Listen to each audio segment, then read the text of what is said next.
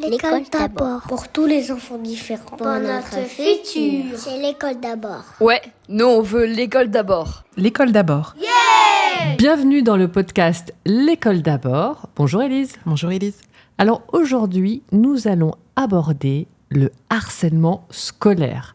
C'est un vaste sujet qui intéresse beaucoup de monde et on espère vous donner des clés, des infos, des choses pour vous aider avec vos enfants ou alors vous aider en classe si vous êtes enseignant. Alors Élise, je crois qu'il y a un numéro qu'on va donner tout de suite, qu'on va répéter d'ailleurs tout au long de cet épisode, c'est le 3018. Le 3018, c'est un numéro national et donc numéro unique pour les jeunes qui sont victimes de harcèlement et de cyberharcèlement. Alors Élise, est-ce que tu peux nous donner des précisions sur ce qu'est exactement le harcèlement scolaire ? Ayez en tête que le harcèlement scolaire a toujours existé, qu'on a commencé à y voir un réel problème dans les années 70. Deux psychologues, Dan Olweus et Anatole Pikas, ont théorisé cette notion. Ils ont retenu 3 critères.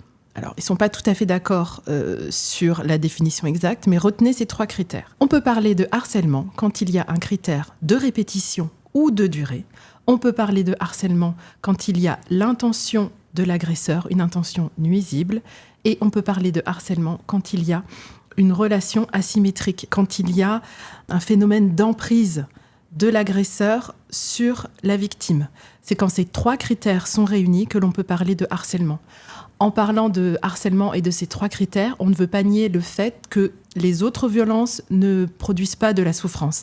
Mais c'est vraiment dans ce cas précis qu'on parle de harcèlement. Et je comprends qu'en tant que parent, quand on vous dit « Ah oui, mais alors là, tout ce que vous nous dites, tout ce que vous nous énoncez, c'est pas forcément du harcèlement. » Et d'ailleurs, en tant que professionnel, faites attention aussi, ne niez pas la souffrance de l'enfant, des parents qui vous énoncent certains faits et les ressentis de l'enfant.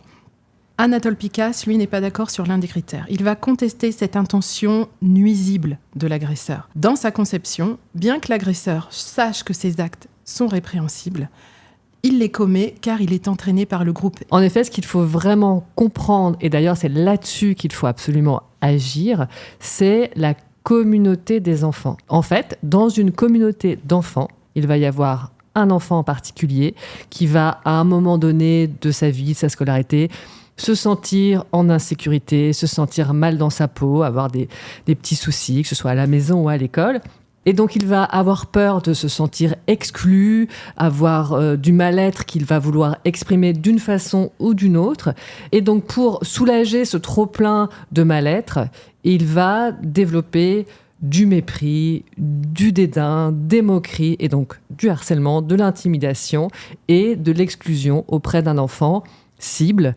Alors, le souci, c'est que les autres enfants qui font partie de cette communauté vont reproduire exactement la même chose, à savoir voir donc un de leurs camarades intimider, harceler un autre camarade, et par peur d'être exclus, par peur d'être eux aussi moqués et donc harcelés, ils vont soit être témoins sans intervenir, soit même participer avec l'agresseur au harcèlement d'un de leurs camarades. Et c'est là où nous avons collectivement un vrai levier et moyen d'action, nous, les personnels de l'éducation et les parents ensemble, pour justement créer une communauté d'enfants qui va réagir ensemble, qui va refuser, qui va être solidaire, qui va être empathique les uns envers les autres.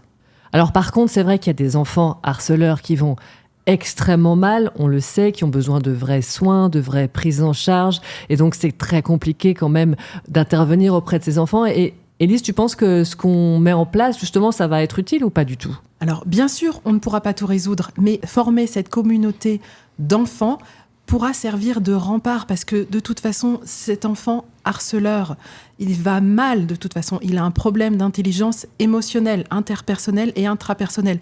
Nous, on ne pourra pas résoudre ça. Ce sont des professionnels qui vont le faire. Nous, la seule chose qu'on puisse faire, c'est empêcher que son action cible un enfant en particulier.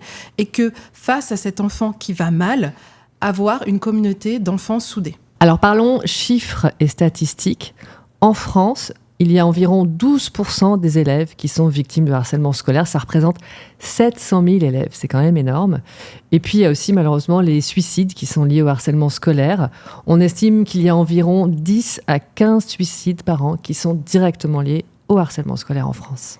en écoutant ces chiffres, on peut se demander pourquoi on a mis tant de temps à reconnaître le harcèlement en France, le harcèlement scolaire, parce que les théories dont on vous parlait, elles datent de 1970, 76, peu importe. En France, ont été organisées les premières assises sur ce thème en 2011. C'est énorme le laps de temps entre les deux. Pourquoi la reconnaissance du harcèlement a été si longue ? Jean-Pierre Bellon défend une hypothèse. Il dit que c'est un obstacle verbal. Il y a beaucoup de pays, quand vous regardez autour de vous, qui ne parlent pas de harcèlement, qui n'ont pas utilisé ce mot à dessein. Ils vont parler de mobbing, d'intimidation, de bullying. Ils ont créé un terme spécifique pour l'école. Et c'est vrai que notamment dans les petites classes, quand on vous parle de harcèlement, vous allez répondre « Non, mais c'est pas possible, le harcèlement en maternelle, en élémentaire, non mais arrêtez !» Alors que si votre enfant vient vous voir et vous expose ce qui se passe à l'école et ce qu'il ressent, si vous arrêtez de faire cette fixette sur ce mot et si plutôt vous réfléchissez en termes de critères, en termes de ce qui se passe, quelle est la durée, est-ce que ça fait longtemps, est-ce que c'est répété ? Est-ce que votre enfant, vous le sentez isolé du reste du groupe ? Eh bien, allez en parler. De même, en tant qu'enseignant, si vous remarquez de telles choses dans la cour, si vous observez ce phénomène, parlez-en, intervenez. Et est-ce que le harcèlement scolaire est puni par la loi ? Oui, depuis 2022, donc c'est assez récent, depuis 2022 est instauré un délit de harcèlement. Les peines vont bien entendu être différentes selon que l'enfant a moins de 13 ans ou plus de 13 ans. Alors quand l'auteur des faits de harcèlement a moins de 13 ans, sachez qu'il ne peut pas aller en prison et qu'il ne paye pas d'amende. Mais le fait de ne pas payer d'amende ni d'aller en prison ne le dispense pas de sanctions. Au-delà de 13 ans, les peines prévues dépendent de la gravité des conséquences du harcèlement sur la personne visée. Ça peut aller d'1 an et demi de prison à 5 ans d'emprisonnement. Alors maintenant, on va voir concrètement ce qui est mis en place en fonction de l'âge des enfants et à l'école. Donc, à l'école maternelle, ce qu'on va observer en termes d'intimidation et de harcèlement, ce sont des moqueries, exclusion des jeux, isolement, bousculade. C'est vrai que c'est assez difficile à identifier à cet âge parce que les enfants ont encore du mal à accéder au langage, surtout en petite ou en toute petite section. Toutefois, il ne faut pas minimiser le harcèlement scolaire à l'école maternelle, n'est-ce pas Élise ? Effectivement, à chaque fois que je dis que je suis enseignante en maternelle, tout le monde me dit « Ah, ils sont mignons à cet âge-là ». Oui, ils le sont, mais quand même, soyez vigilants. Les situations d'intimidation, de harcèlement, y sont quand même présentes. Même si l'enfant à cet âge-là ne l'exprime pas forcément, c'est à vous d'être très vigilant et alerte. Encore un autre exemple où la communication est primordiale avec les parents. Il faut vous le dire, en tant qu'enseignant, on ne voit pas tout, on ne peut pas tout voir. Donc c'est vous aussi, en tant que parent, qui pouvez venir nous voir, nous alerter et nous dire « J'ai remarqué un changement de comportement chez mon enfant. Mon enfant m'a parlé de telle situation. Est-ce que vous pouvez jeter un œil un peu plus attentif ?» Bien évidemment, sans être dans l'accusation, sans dire « mais vous faites pas votre boulot, franchement, ouvrez l'œil, mais qu'est-ce que vous faites ?» Non, c'est juste dire « j'ai remarqué, est-ce que vous pouvez me dire si mon enfant est victime de harcèlement ou de situation d'intimidation ?» Alors moi, ce que j'ai constaté aussi à l'école souvent, c'est que les parents d'enfants plutôt agresseurs, cette fois, vont être très très gênés, vont se sentir coupables et vont venir s'excuser auprès de nous. Alors surtout, il n'y a pas de mauvais camp, entre guillemets, c'est-à-dire qu'un enfant qui harcèle, intimide les autres, il y a sans doute des raisons pour cela. A-t-il lui-même subi du harcèlement, de l'intimidation et il reproduit, peu importe ceci dit les raisons. Mais c'est vrai qu'il n'y a pas non plus de honte à venir voir les enseignants, à dire que vous avez observé un comportement chez votre enfant où vous vous inquiétez de savoir s'il n'est pas en train effectivement d'harceler autrui. Alors comme on vient de le dire, c'est dès la maternelle qu'il peut y avoir des situations de harcèlement, d'intimidation. Donc c'est aussi dès la maternelle où il faut mettre en place des programmes de prévention. Alors qu'est-ce qu'on peut faire exactement à l'école maternelle, Élise ? Il faut parler. À l'école maternelle, on apprend notamment à se socialiser et à parler. Et là, ce qu'on va essayer de travailler, c'est le langage des émotions. C'est leur apprendre à parler de leurs émotions. Ne pas dire quand il est en colère « Oh, t'es méchant ». Non, c'est « Ah, tu es en colère ». De mettre des mots sur ce que les enfants ressentent. Vous ne pouvez pas demander à un enfant d'être empathique s'il n'arrive pas à mettre des mots sur ce que lui-même ressent. Donc, d'abord, travailler les émotions dès la petite section. Poser des mots, dire ça c'est une émotion, ça c'est la joie, ça c'est la colère, ça c'est la tristesse, ça c'est la peur. Commencez par ces 4 émotions. Ensuite, vous pourrez aborder des émotions plus complexes, vous pourrez aborder les nuances. Il y a une différence entre la peur et la terreur. Donc, vraiment, ce que je conseille, c'est, et même à la maison d'ailleurs, c'est parler des émotions, mettre des mots sur ce que l'enfant ressent. Et donc, c'est vrai que c'est le b.a.-ba finalement de l'apprentissage de l'empathie, parce qu'on sait que les enfants peuvent commencer à éprouver de l'empathie pour autrui à partir de 4-5 ans. Et donc, l'école maternelle, c'est à partir de 3 ans, voire à partir de 2 ans. Donc, en fait, si je comprends bien, la base, c'est déjà d'acquérir le vocabulaire et de pouvoir nommer les émotions qu'on ressent soi avant de les reconnaître chez les autres. Tout à fait. Donc, il y a cet apprentissage de langage spécifique du langage des émotions et il y a aussi un autre pan, comme je vous disais à l'instant, le pan de la socialisation à l'école maternelle, il est très important. Et là, vous allez le travailler notamment en classe à travers des jeux de coopération. La coopération, c'est très important en maternelle, c'est-à-dire comprendre le système d'interdépendance entre les élèves. Par système d'interdépendance, j'entends travailler ensemble vers un but commun. C'est pas les uns à côté des autres, ce que les enfants ont tendance à faire en maternelle. Ils vont chacun avoir leur ballon, chacun. Non, c'est comment est-ce qu'on peut être ensemble et avoir le même but. Là, je vous parle d'une situation en sport, mais c'est toute la journée, toute la journée. Et quand je dis toute la journée, je rebondis aussi. Vous aurez beau faire des activités pour travailler l'empathie, si votre posture d'adulte n'est pas adéquate, ça ne fonctionnera pas. Oui, la posture des adultes, que ce soit les enseignants ou les parents, il faut qu'on ait tous ensemble conscience de l'importance. On parle souvent de l'école comme un reflet de la société. La cour de récréation serait à l'image de nos comportements d'adultes à l'extérieur de l'école. Eh bien, c'est assez vrai.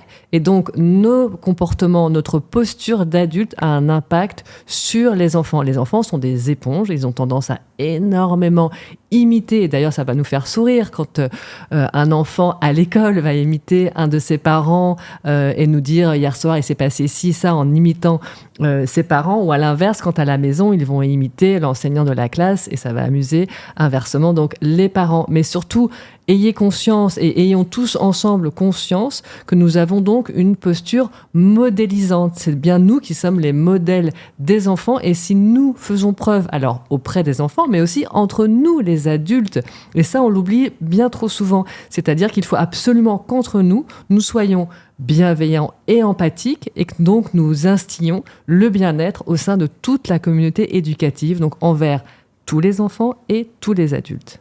Passons maintenant à ce qu'il se passe à l'école élémentaire. Les types de harcèlement vont être à peu près identiques par rapport à ceux que l'on trouve en maternelle. Donc ça va être des insultes, des moqueries, ça va être des types physiques de harcèlement, donc des coups, des bousculades, et enfin l'exclusion sociale. Pour prévenir ces situations de harcèlement, on va continuer le travail commencé en maternelle, à savoir constituer cette communauté d'enfants solidaires, continuer notre travail sur les émotions, continuer, parce qu'on ne vous en a pas parlé, mais continuer le travail sur le consentement. Le consentement, c'est important. Et dès la maternelle, vous apprenez à votre enfant à dire non quand la situation ne lui plaît pas, sachant que chaque enfant a ses limites personnelles. Il n'y a pas de limite personnelle commune à tous. C'est en fonction de chacun. Chacun comment il le sent. Ce qui apparaît, en revanche, à l'école élémentaire, c'est le cyberharcèlement. On n'imagine pas forcément que le cyberharcèlement puisse commencer dès l'école élémentaire. Et pourtant, certains élèves ont déjà un téléphone. Ils utilisent les réseaux sociaux, les messageries instantanées. Il faut arrêter de se renvoyer la balle entre enseignants et entre parents. Il n'y a pas de conflit de responsabilité. C'est notre responsabilité à tous de faire attention à ça. On rappelle le numéro 3018. Ils ont un statut spécifique de signaleur de confiance, c'est-à-dire vous les appelez, vous avez des professionnels qui vont vous poser des questions, qui vont analyser la situation et qui vont permettre la suppression des contenus problématiques et qui vont bloquer les comptes en quelques heures seulement. Voilà, donc il y a des accords qui ont été passés très très récemment avec Meta, TikTok, etc. pour que les professionnels de ce numéro 3018 puissent effectivement intervenir rapidement et que les réseaux sociaux suppriment les contenus harcelants. Revenons sur les chiffres. 10% environ des élèves de l'école élémentaire sont victimes de harcèlement. Il faut arrêter de dire qu'il y a un profil type, ce n'est pas vrai. Je suis désolée, n'importe qui peut être harceleur ou harcelé. Il faut arrêter de parler de ces caractéristiques distinctives, car c'est se placer sur le terrain du harceleur. Imaginez maintenant, en faisant l'analogie avec les violences sexistes, est-ce qu'on se permet encore de dire aujourd'hui « Oui, elle a été violée, mais en même temps, elle avait une jupe très courte. Oui, elle a été tuée par son conjoint, mais en même temps, elle a été infidèle. » On ne se permet plus de dire ça. On ne se l'autorise plus. Alors pourquoi s'autorise-t-on encore à le dire quand il s'agit d'harcèlement scolaire ? Je pense qu'il faut vraiment arrêter de penser comme ça, parce que c'est vraiment se mettre sur le terrain du harceleur et de l'intimidateur. Par exemple, de donner donc des circonstances atténuantes au harceleur ou à la harceleuse en disant oui, mais la victime, en même temps, il est très bavard, très bavarde. Il embête un petit peu les autres. Lui aussi, elle aussi, quand même, de temps en temps, on l'a déjà vu être un peu limite, faire des petites moqueries. Non. Mais évidemment que la victime n'est pas parfaite, personne n'est parfait de toute façon. Donc ce n'est pas du tout un critère de circonstances atténuantes que la victime elle-même ait des comportements qui puissent être borderline ou limite. Non, ce n'est pas une circonstance atténuante. Il faut systématiquement prévenir et surtout intervenir quand il y a une situation de harcèlement sans jugement aucun, d'un côté comme de l'autre. Autre écueil, quand un enfant vient vous voir pour vous parler de cette situation, écoutez-le d'abord, ne donnez pas de conseils tout de suite, d'abord écoutez-le. Et n'allez pas crier sur tous les toits ce que l'enfant vous a confié, restez discret. De même, ne convoquez pas ensemble l'enfant victime et l'enfant auteur de faits de harcèlement. Il ne faut pas qu'il y ait de confrontation, pas d'heure de vie de classe où on va tous ensemble parler en disant « Ah ben tiens, un tel m'a rapporté tel fait, qu'en pensez-vous » C'est très malaisant pour l'enfant victime et pour les autres. Et c'est pas constructif et efficace. Ensuite, les années collège. Alors les chiffres sont assez effarants puisqu'environ 12 à 15% des collégiens sont victimes de harcèlement. Et c'est vrai que ce sont ces années-là qui cristallisent le harcèlement scolaire puisque c'est des années où en même temps on veut être autonome, on se sépare un peu de nos parents, mais aussi on essaie de ressembler les uns aux autres, on veut faire partie de la même bande et donc on va certainement pas s'opposer à une situation d'intimidation ou de harcèlement au risque de dénoter et de ne plus être accepté dans le groupe. Et justement, là encore, l'importance de former et de prévenir le harcèlement dès l'école maternelle pour que, arrivé au collège, on ait ces fameuses communautés d'enfants solidaires qui ne vont pas oublier tout ce qu'ils auront appris les années précédentes de leur scolarité et, on l'espère, collégialement réagir pour empêcher que ces situations ne dégénèrent. Alors, quel type de harcèlement rencontre-t-on au collège ? Les formes courantes de harcèlement au collège sont les mêmes qu'en élémentaire. Vous allez retrouver le harcèlement verbal, le harcèlement physique, le cyberharcèlement qui avait commencé dès l'élémentaire. Mais on observe un impact majeur sur la santé mentale des adolescents et on commence à en parler de cette santé mentale. Ça va être de l'anxiété, de la dépression. On ne nie pas le fait que ça peut commencer dès l'école élémentaire, mais ça va être exacerbé pendant ces années collège. Ça va être en effet exacerbé parce que c'est l'âge de la puberté, donc du changement corporel, du changement d'humeur. Et effectivement, ça peut avoir un impact très très fort sur le développement psychique des enfants que d'être harcelé ou d'ailleurs d'être harceleur. Et donc avoir en effet une répercussion sur leur santé mentale. Et puis arrivent les années lycée. Au lycée, le cyberharcèlement est particulièrement présent.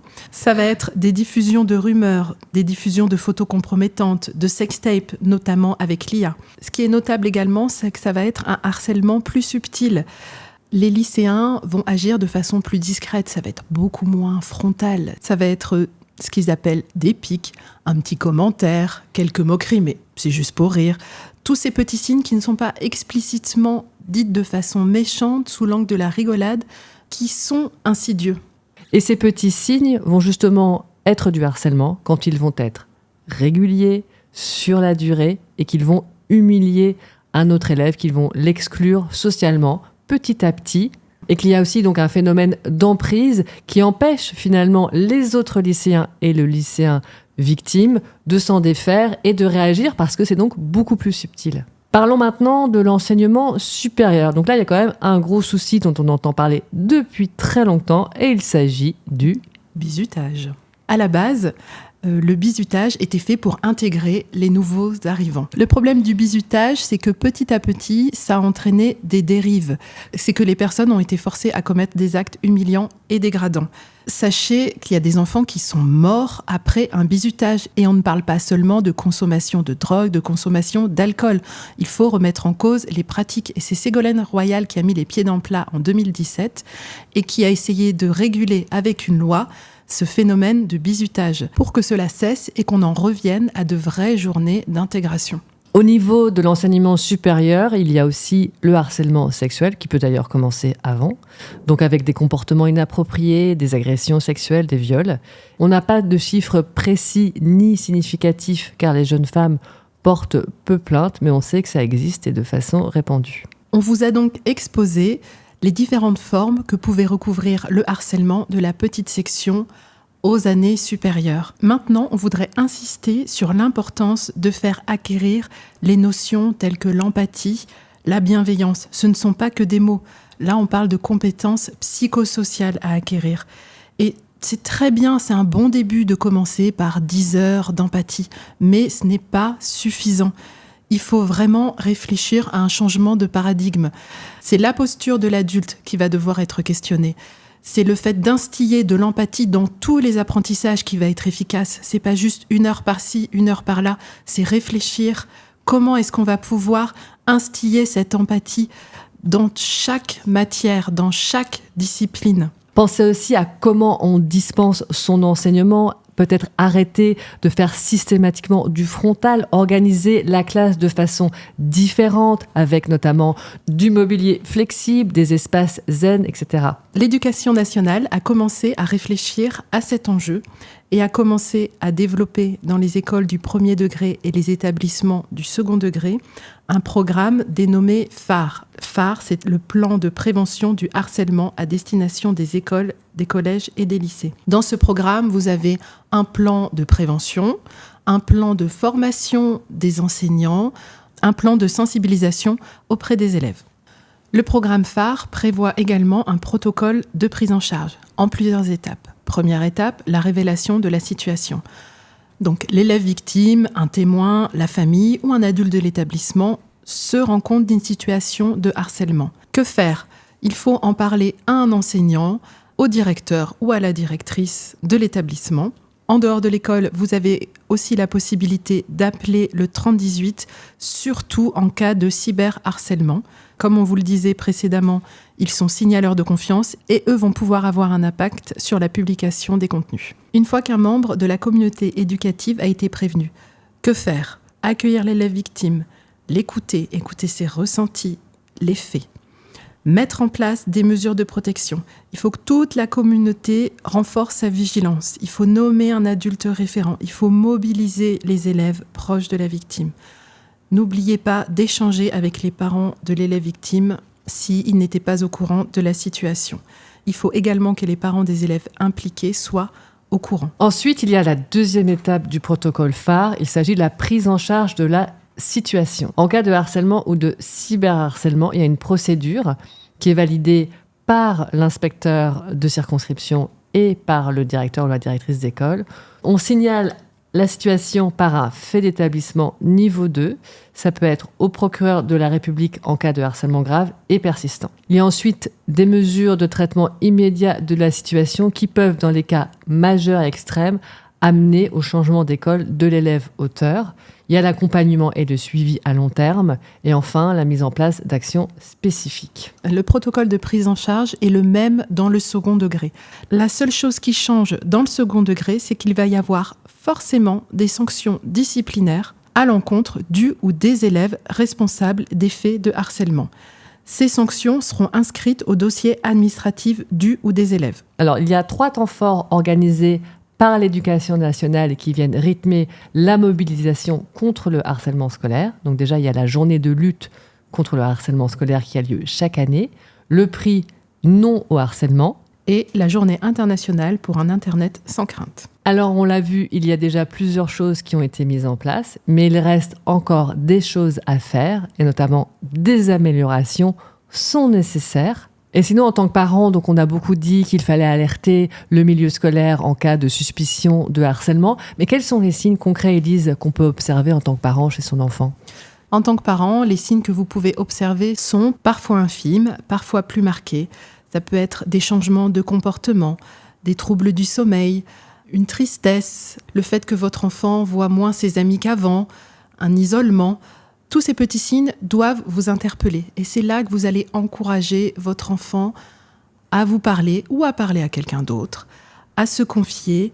C'est l'importance d'avoir établi depuis qu'il est petit une écoute active, un dialogue ouvert avec votre enfant. Sachez toutefois que ces faits de harcèlement, même s'ils sont difficiles à entendre pour vous, essayez au maximum de ne pas substituer votre souffrance à la souffrance de votre enfant. On vous a exposé ce qui était mis en place au niveau de l'éducation nationale et ce que vous pouvez faire en tant que parent. Toutefois, évidemment, il reste des améliorations à faire, et notamment au niveau de la formation continue des enseignants et du personnel scolaire.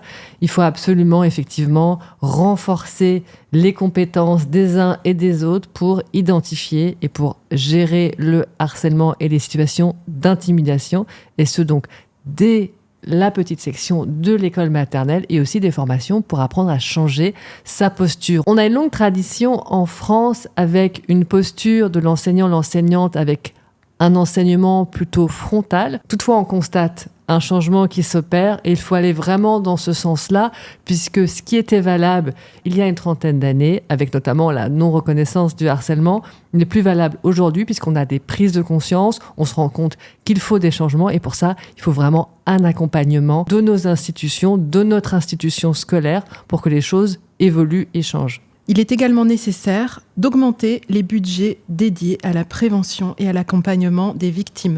On parle de plus en plus de la santé mentale des adultes. N'oublions pas celle des enfants et celle des jeunes. Et il faut mettre les moyens pour pouvoir accompagner ces enfants et ces jeunes qui sont en souffrance. Nous arrivons à la fin de notre épisode consacré au harcèlement scolaire.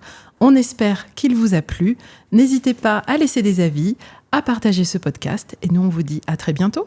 À bientôt! Au fait, j'oubliais, nous sommes aussi présentes sur Instagram avec notre compte Les Élises en un seul mot et avec un Z. On y publie des mots d'enfants qui devraient bien vous faire rire et aussi des activités de classe dehors sur l'empathie, sur la posture de l'adulte en suivant la classe d'Élise tout au long de cette année scolaire. Abonnez-vous!